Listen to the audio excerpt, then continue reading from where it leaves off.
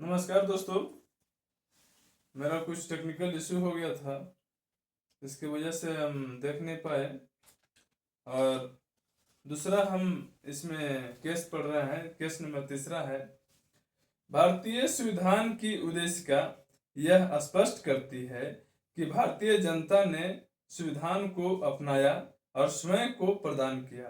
केशवानंद भारती बनाम state of Kerala, AIR 1973, AC 1461। अन्य एक केस 1973 में लॉन्च हुआ था, किया गया था न, और उसके बाद फैसला दिया गया है। क्या उद्देशिका संविधान का भाग है? इस पर केस किया गया है।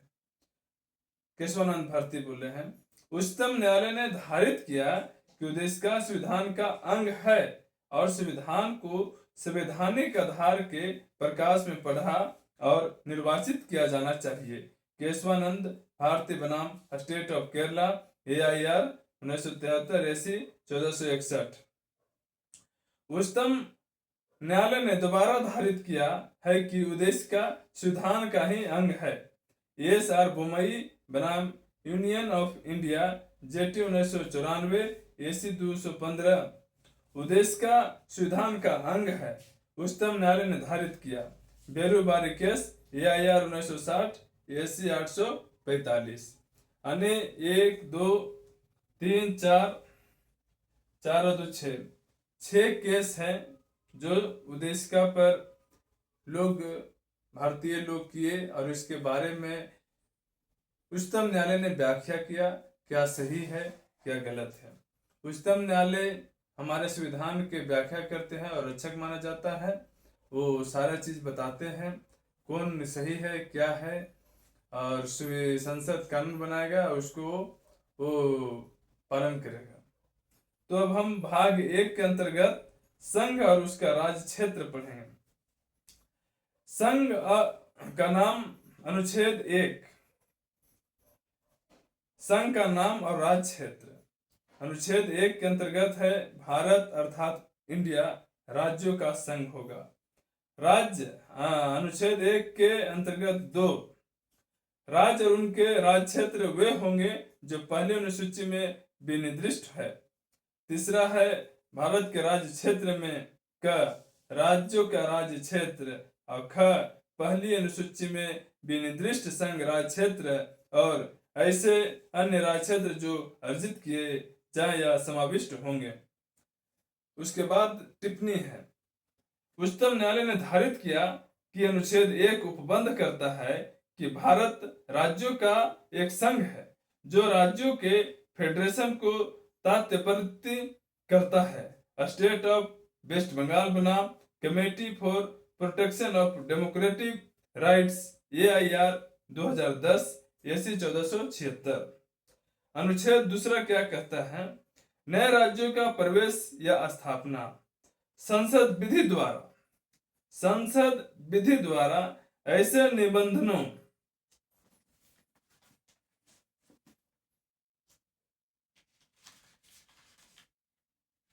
और शर्तों पर जो ठीक समझे संघ में नए राज्यों का प्रवेश या उसकी स्थापना कर सकेगी।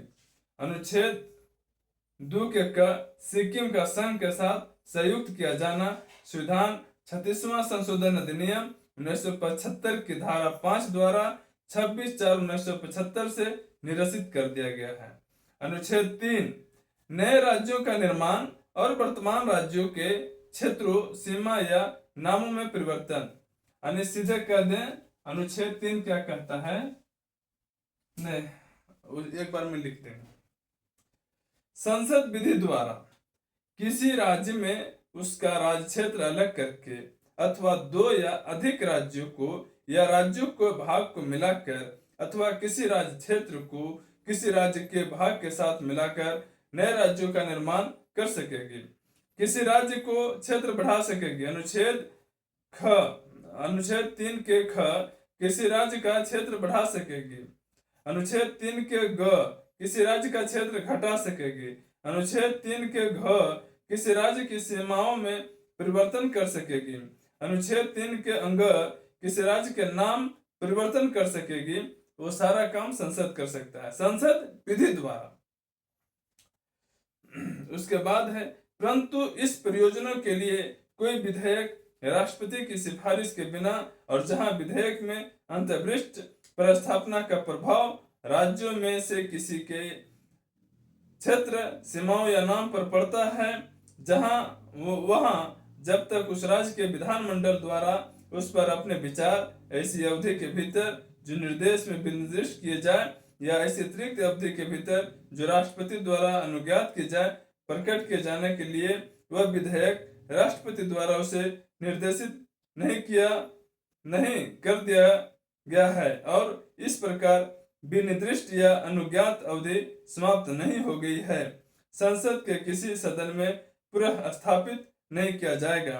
स्पष्टीकरण, इस अनुच्छेद के खंड क से खंड अंगा में राज्य के अंतर्गत संघ राज्य क्षेत्र है, किंतु परंतु में राज्य के अंतर्गत संघ राज्य क्षेत्र नहीं है। स्पष्टीकरण दूसरा, खंड क द्वारा संसद को प्रदत्त शक्ति के अंतर्गत किसी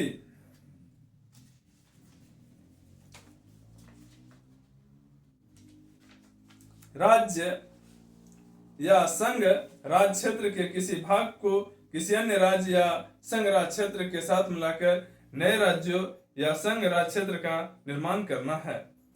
अनुच्छेद 4, पहली अनुसूची और चौथी अनुसूची के संशोधन तथा अनुपूरक, अनुसांगिक और परिणामिक विषयों का बंद करने के लिए अनुच्छेद 2 और अनुच्छेद 3 के अधीन बनाई गई विधियां,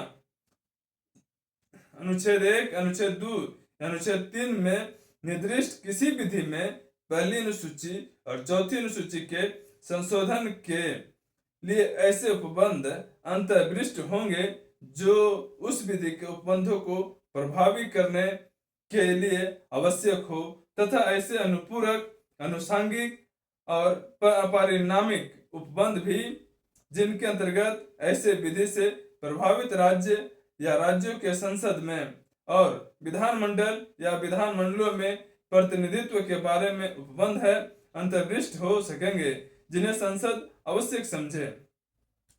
अनुच्छेद 4 के दूसरा क्या कहता है, पूर्वोक्त प्रकार की कोई भी विधि अनुच्छेद 368 के प्रयोजनों के लिए इस संविधान का संशोधन नहीं समझी जाएगी। इसमें टिप्पणी है, यानी केस, अनुपूरक, अनुसांगिक और परिणामिक प्रावधान बनाने की शक्ति संपूर्ण राज्यों में के किसी भी अंग को समाप्त करने के लिए संसद को समर्थवान नहीं बनाती। मंगल सी बनाम union of India AIR 1967, AC 1944। ये था 1 से 4 तक अनुच्छेद। हम देखें अनुच्छेद 1 क्या कहता है। अनुच्छेद यहीं पे लिखते हैं,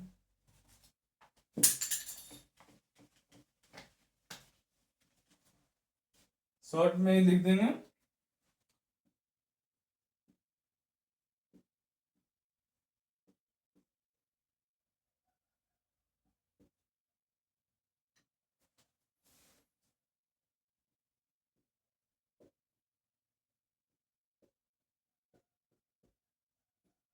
अनुच्छेद 1, संघ का नाम और उसका राज्य क्षेत्र और राज्य क्षेत्र।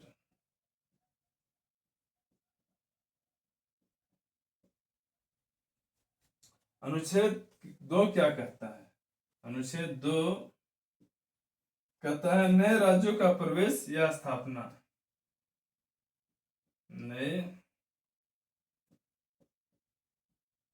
राज्यों का प्रवेश और स्थापना। अनुच्छेद 3 है नए राज्यों का निर्माण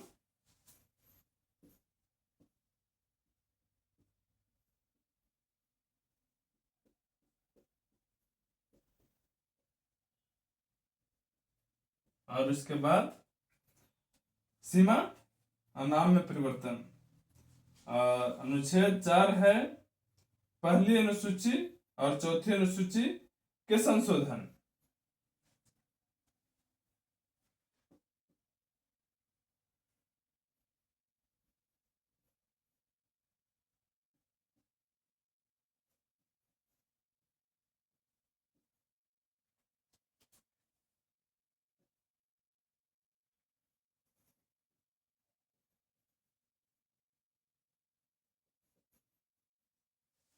चौथी अनुसूची के संशोधन तथा अनुपूरक अनुषांगिक परिणामिक विषयों को बंद करने के लिए है।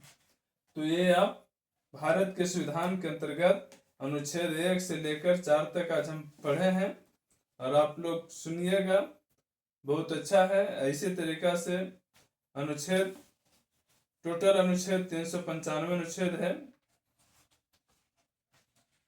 मूलतः।